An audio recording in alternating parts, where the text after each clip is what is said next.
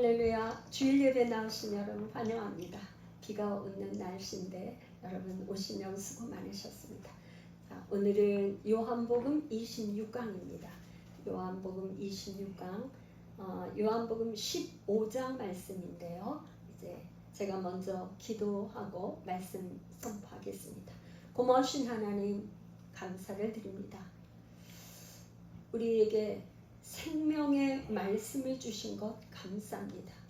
예수 열방교회를 통해서 요한복음을 이렇게 한 절 한 절 배울 수 있는 이 귀한 시간 주신 것 감사합니다.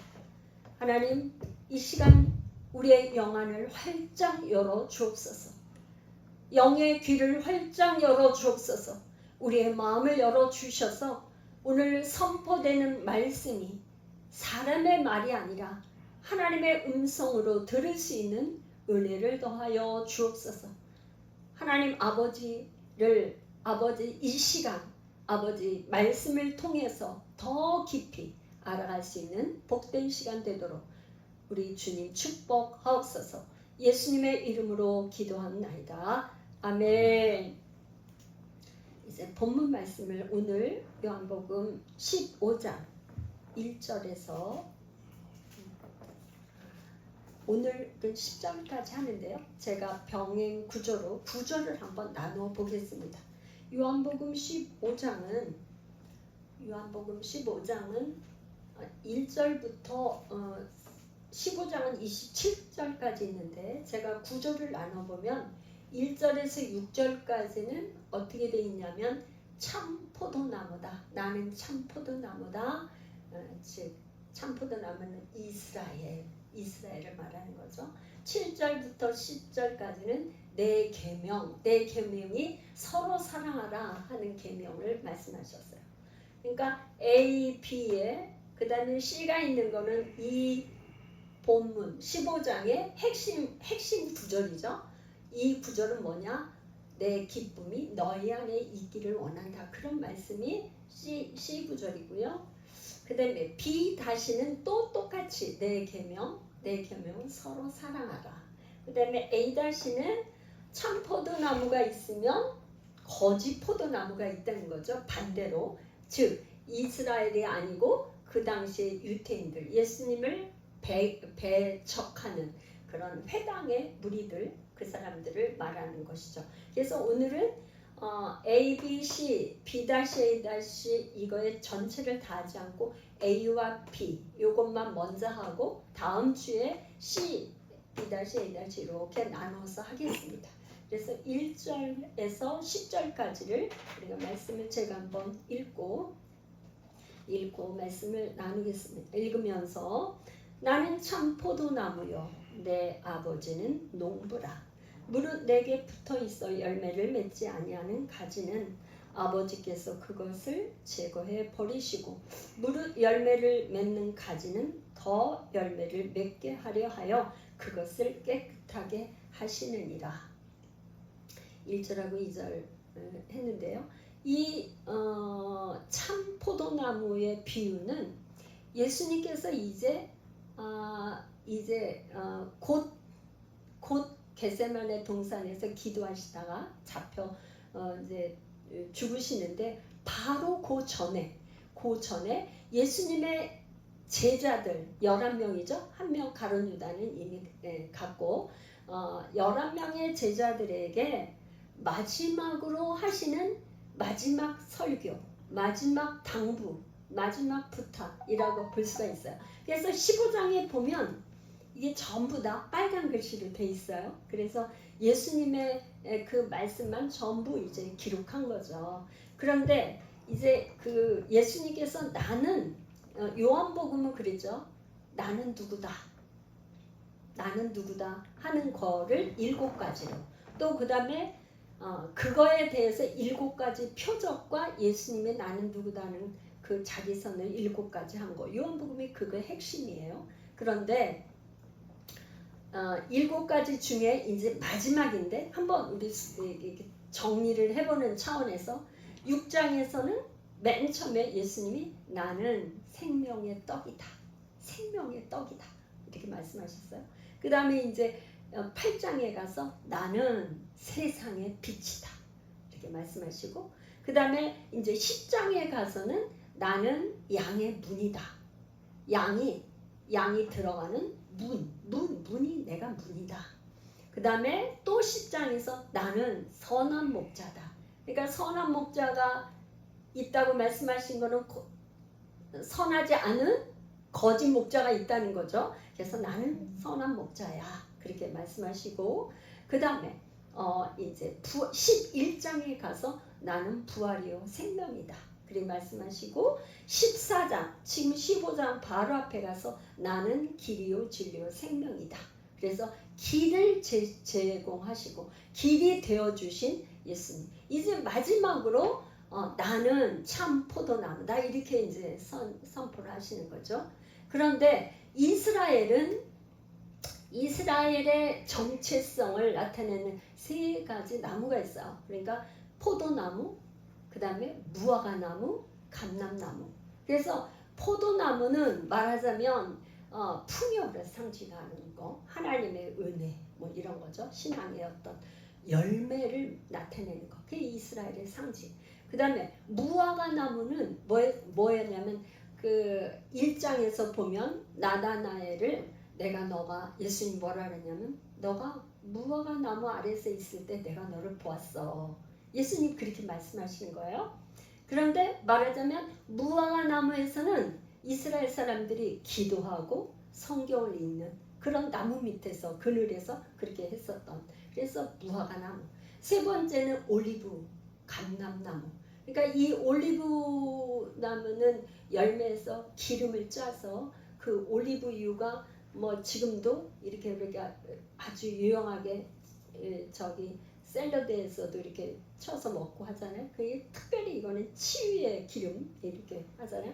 그러니까 그런데 그렇게 기름을 짤 때까지는 고난과 아픔이 있는 거죠. 그래서 이스라엘의 정체성을 나타내는 포도나무, 무화과나무, 올리브나무, 그 이제 나무가 있는데, 예수님이 오늘 15장에서 무엇을 말씀하시냐면은 나는 참 포도나무야. 그러면 분명히 뭐예요? 참이라는 말이 들어간 거는 반대로 거짓 포도나무가 있다는 거죠. 반대로. 그러면서 나는 참 포도나무라고 예수님이 선포를 하시는데, 뭐라고 하냐면 나는 참 포도나무인데 내 아버지는 농부야. 그러니까 하나님 아버지를 농부를 비교했어요. 비유하신 거죠. 그리고 우리는 뭐냐면 가지. 그러니까 하나님 아버지는 농부고 예수님은 참 포도나무고 우리는 가지다. 그런데 2절에 보니까 무릇 내게 붙어있어 열매를 맺지 아니하는 가지는 아버지께서 제거해 버리시고, 여기 제거해 버리신다 하니까는 우리 하나님은 사랑이 많으신 하나님인데 열매가 없다고 그렇게 제거해 버리시는가? 그런데 이거는 이제 헬라어 원어로는 아이로라는 단어인데, 이거는 그냥 제거를 한다는 거라기보다 누워있는 거를 들어 올리다는 의미도 있고 가지치기를 한다는 의미, 그렇게 이제 생각을 하면 쉬울 것 같아요. 가지치기를 한다. 그래서 그런 가지치기를 하는데 열매를 맺는 가지는 또 더 풍성하게 열매를 맺게 하려고 깨끗하게 한다. 이 깨끗하게 한다는 거는 한 세 가지로 이렇게 해석하는 거에, 뭐라고 해석은 가지치기뿐만 아니라 껍질도 벗겨주기도 하고 이렇게 태화된 거. 그 다음에 이제 뭐 벌레도 잡아주고. 그러니까 그 나무에 벌레가 있어가지고 그 나무를 파거나 그렇게 하면은 이제 완전 제대로 영양 공급을 받지 못하니까 뭐 저기 할 수밖에 없죠. 그 나무가 점점 벌레 때문에 죽기도 하고 그러잖아요. 그러니까 그런 거 벌레 잡아주고. 우리 예수님이 뭐라 그랬냐면, 그러니까 아버지가 농부인데 이제 그 나무에 가지는 꽉 붙어 있어야 된다 그런 말이에요. 그래서 3절 너희는 내가 일러준 말로 이미 깨끗하여졌으니 내 안에 거하라. 나도 너희 안에 거하리라. 가지가 포도나무에 붙어 있지 아니하면 스스로 열매를 맺을 수 없음 같이 너희도 내 안에 있지 아니하면 그러하리라. 그러니까 여기서 지금 내가 너희에게 일러준 말, 이거는 이미 예수님께서 다 말씀하신 그런 거를 다 말하는 거죠. 토탈. 그걸로 이미 너희들은 깨끗해졌어. 그러니까 예수님을 믿는 제자들이니까 너희들이 이미 깨끗해졌어. 그렇게 말씀하시는 거예요. 그런데 내 안에 거하라.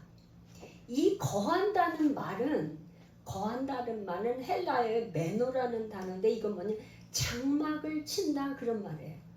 원어가. 그러면 우리가 신랑 신부가 결혼을 하면은 맨 먼저 신랑이 해야 되는 일이 뭐죠? 살 집을 장만해야 되잖아요, 그죠? 신부를 데려오려면은 살 집을 마련해야 되잖아요, 그죠? 그래야 이제 거기서 살잖아. 그러니까 이 메노라는 단어는 이 지금 이스라엘 사람들이 광야 생활을 했기 때문에 광야에서 장막을 치고 살았잖아요. 그러니까 텐트 치고 사는 거예요. 그러니까 이런 단어가 나온 것 같아요. 그러니까 함께 산다 이런 말이에요. 신랑 신부가 결혼해서 거한다는 거는 이게 내 안에 거하라. 그러면 결혼의 비유로 말하자면 함께 사는 거야. 살다가 적당히 헤어지고 이런 게 아니라 지금 왜 이렇게 예수님이 당부를 하시냐 말하자면 가룟 유다는 3년 동안 예수님과 같이 밥 먹고 같이 동행하고 같이 모든 걸 같이 했잖아요.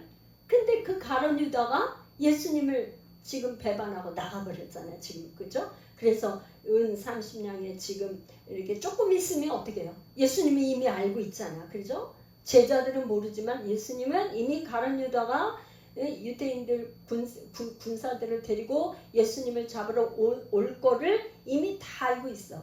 그런데 나머지 있는 이 11 제자에게 당부를 하는 건 너희들이 내 안에 거해야 돼. 말하자면 이 포도나무에 꽉 붙잡혀 있어야 돼. 그걸 당부하시는 거예요. 우리의 신앙생활에서도 교회를 나왔다. 시험이 들어서 그냥 이렇게 교회 안 나오기 시작하면 자 이렇게 하다 보면 이게 성경도 많이 알고 대화를 하다 보면 그런데 교회를 지금 현재 안 다닌다 그래.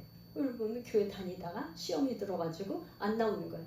그러니까 그건 뭐냐? 내 안에 거하라고 그랬는데 마음에 안 들고 이래서 나가고 그런 게 아니라 함께 그냥 계속 있는 거예요. 흔들리지 않고 있는 거예요. 내 안에 거하라. 나도 너희 안에 거하리라. 앞으로 예수님께서 죽으시고 부활하고 승천하시면 보혜사 다른 성령님이 오셔서 우리 안에 내주하실 것을 계속 여러 가지로 이렇게 말씀을 하시는 거죠. 그래서 가지가 포도나무에 붙어 있지 아니하면 스스로 열매를 맺을 수 없음 같이 이 스스로라는 단어가 굉장히 우리에게 어떤 의미를 줘요. 이 세상에서 우리는 뭐냐? 피조물이에요. 하나님이 우리를 만드신 피조물이에요. 그러니까 피조물은 스스로 할 수 있는 게 없어요. 사실은 뭐야? 하나님이 해주셔야 돼. 은혜를 주셔야 돼. 그러니까 오늘 이렇게 성도님들이 이 교회에 와서 예배 드리는 거 하나님의 은혜를 주셔서 온 거죠. 내 스스로 온 것 같은데 내 스스로 온 게 아니에요. 창조주 하나님만 스스로 뭔가를 하실 수 있는 절대자이고 피조물인 우리는 스스로 할 수가 없어. 스스로 열매 맺을 수도 없을 뿐만 아니라 스스로는 아무것도 할 수 없어요.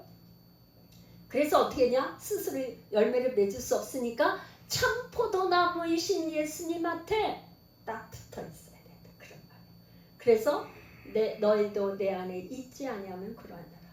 5절에 나는 다시 이제 반복하는데 5절은 1절에서 반복이죠. 나는 포도나무요 너희는 가지라.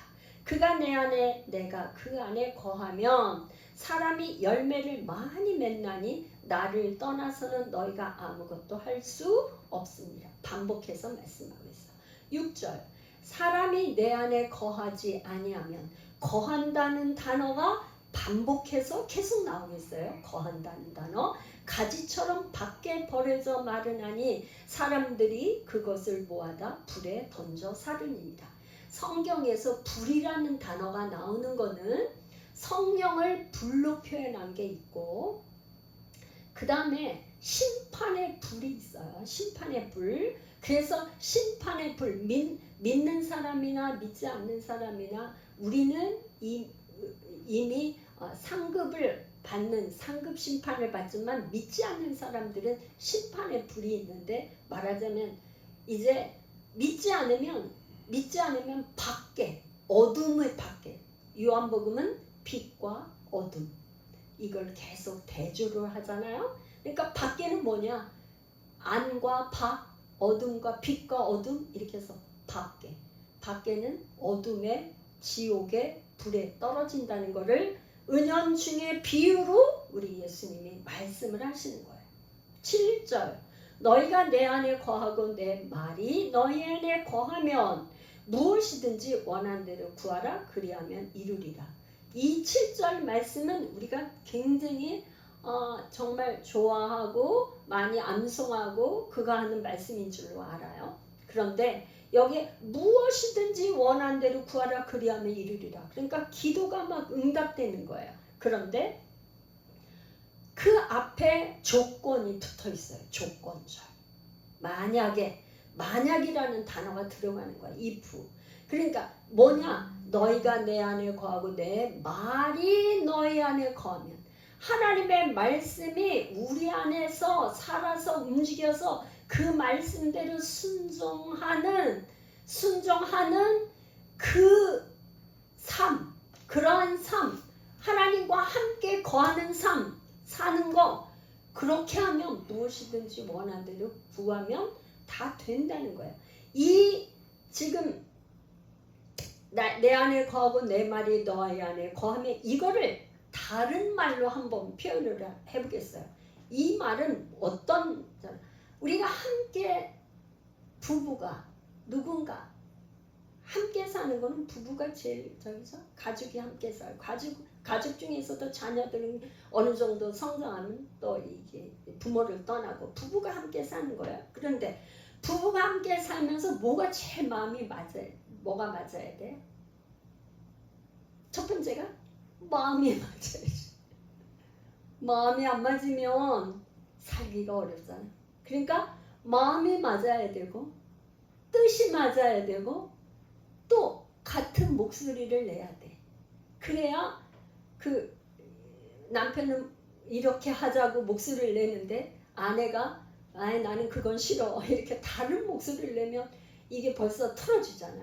그러니까 너희가 내 안에 거하고 내 말이 너희 안에 거한다는 걸 다른 말로 표현을 한다면, 같이 살려면, 거하려면 마음이 맞고 생각이 똑같고 뜻이 같고 같은 목소리를 내야 돼. 예수님을 우리 안에, 성령 하나님을 우리 안에 모시고 산다는 건 그 주님의 뜻에 우리가 맞춰야 돼. 말하자면 예수님 보고 내 뜻에 맞춰주세요 할 수가 없죠. 예수님 뜻에 우리가 맞추고, 예수님 생각에 우리가 맞추고, 예수님의 마음에 우리가 들어야지만, 그 다음에는 뭐 마음이 맞으니까. 이게 가장 잘된 사람이 성경에 다윗은 내 마음에 합한 자다. 그래서 다윗은 어디 가든지 영적 전쟁에서 이기는 자가 되었잖아요. 그러니까 이게 7절은 말하자면 늘 전쟁에서 이기는 사람이에요. 뭘 하든지 싸움에서 이기는 거죠. 이기는 거. 그래서 8절, 너희가 열매를 많이 맺으면, 그룩한 결과예요. 결과. 그러니까 말하자면 내가 예수님 안에 거하고 예수님의 말씀이 내 안에 있으면 열매를 많이 맺어요. 열매 맺으면 하나님 아버지께서 영광을 받으시고 결과가 제자가 되는 삶이에요. 이게 이 뒤에 가서는 제자를 친구라고 했어요. 친구, 제자. 자, 이제 9절 볼게요.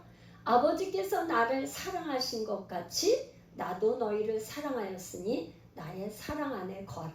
아까 아까 4절에는 내 안에 거하라 이렇게 말씀하셨는데 여기 9절에 와서는 그거를 조금 더 확장을 해서 그냥 내 안에 거하라고 하지 않고 나의 사랑 안에 거하라. 10절은 내가 아버지의 계명을 지켜 그의 사랑 안에 거하는 것 같이 너희도 내 계명을 지키면 내 사랑 안에 거하리라. 이게 1절에서 10절까지 오늘의 본문 말씀이에요. 근데 그 본문의 말씀을 가지고 제가 한번 이렇게 정리를 해봤어요. 이 표를 한번 정리를 한번 다시 한번 생각하면서 볼까요? 아버지는 농부, 우리 예수님은 참 포도나무라 그러셨어요. 나는 그 포도나무에 붙어있는 가지. 근데 예수님이 뭐라고 지금 말씀하시냐면 내 안에 거하라. 내 안에 거하라. 이 내 안에 거한다는 것을 나의 사랑 안에 거하라. 이렇게 다시 반복해서 말씀하셨어요. 요 사랑 안에 거하라. 요 사랑은 어떤 사랑을 지금 말씀하시냐? 13장에 가면은 우리 예수님이 뭐라고 그러냐? 13장 1절에 하면 사랑을 하시는데 끝까지 사랑했어요. 끝까지 사랑. 사람은 사랑을 한다고 해도 끝까지 사랑하지 못하잖아요. 예수님이 이 끝까지 사랑한다는 건 어떤 사랑일까요?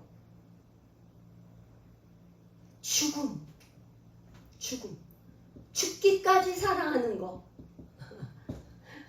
이게 누구하고 싸우다가 막 싸우잖아요. 근데 죽음을 각오하고 싸우면 당할 사람 없어요. 죽겠다는데 어떻게 이기겠어요? 이게 모든 싸움은 죽음으로 끝나는 거예요. 죽음으로 끝나. 그러니까 예수님께서 이 땅에 오셔서 우리의 모든 인류의 모든 사람의 죄를 다 지고 죽겠다고 하는데 죽는데 어떻게 마귀가 어떻게 할 거예요? 이제 마귀는 끝났다 생각했는데 그 죽음이 부활로 이어졌기 때문에 우리가 의의 사람이 돼서 우리가 구원을 받은 거잖아요. 그래서 예수님의 사랑은 죽기까지 우리를 위해서 죽기까지 한 그 사랑 안에 거하라 이 말이에요. 그러니까 그럴 때 열매를 많이 맺는 건데 이 사랑 안에 거하는 거가 바로 계명을 지키는 거고 서로 사랑하는 거죠.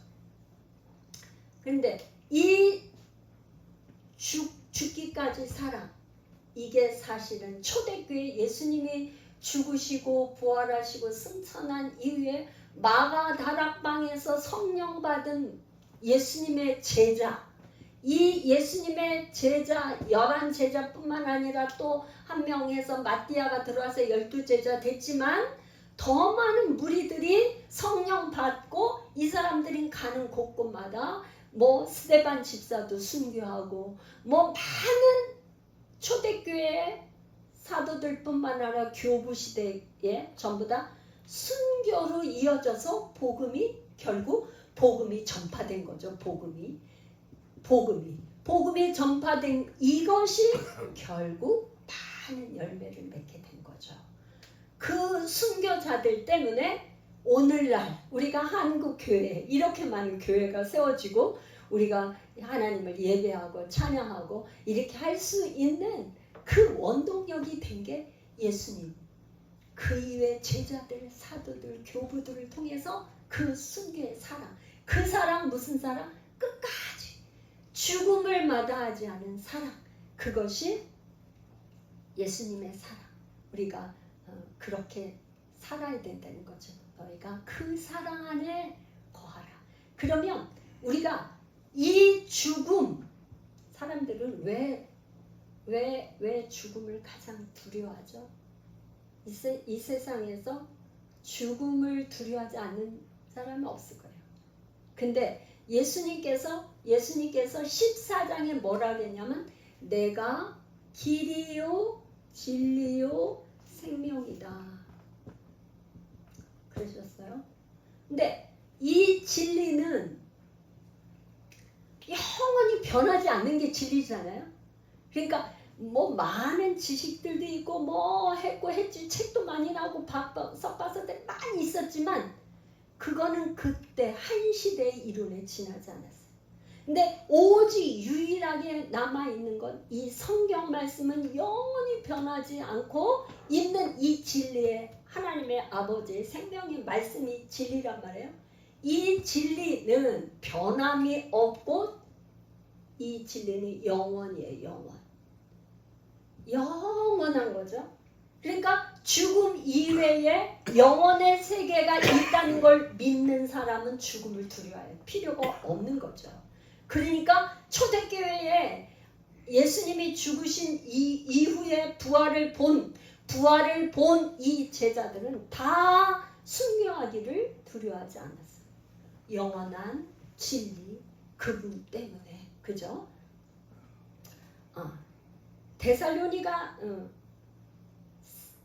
데살로니가전서 2장 13절 우리 집사님 한번 찾아서 한번 읽어보실까요? 데살로니가전서 2장 13절. 데살로니가전서 2장 13절. 2장?